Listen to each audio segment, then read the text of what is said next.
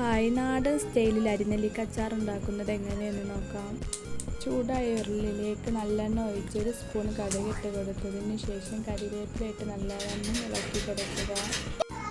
ചെറുതാക്കി അരിഞ്ഞ വെളുത്തുള്ളി, ഇഞ്ചി എന്നിവ ഇട്ട് നല്ലവണ്ണം മിക്സ് ചെയ്യുക. 6 സ്പൂൺ മുളക് പൊടി ഇട്ട് കൊടുക്കുക. നല്ല കളറിന് ആവശ്യത്തിന് കാശ്മീരി മുളക് പൊടി ആവശ്യത്തിന് ഇട്ട് കൊടുത്തതിന് ശേഷം ഉലുവ, കടുക് പൊടിച്ചത് ഇട്ട് കൊടുക്കാം. 1 കുപ്പി സുർക്ക ഫുള്ള് ഞാൻ ഇതിലേക്ക് ഒഴിക്കുന്നുണ്ട്. ആവശ്യത്തിന് കായപ്പൊടി ഇട്ട് നല്ലവണ്ണം മിക്സ് ചെയ്യുക. ഇതിലേക്ക് ഉപ്പിട്ടിട്ടില്ല, ഉപ്പ് ഇട്ട് കൊടുക്കാം. കഴുകി ഊറ്റി വെച്ച അരിനെല്ലിക്ക ഇതിലേക്ക് ഇട്ട് നല്ലവണ്ണം മിക്സ് ചെയ്ത് കൊടുക്കാം.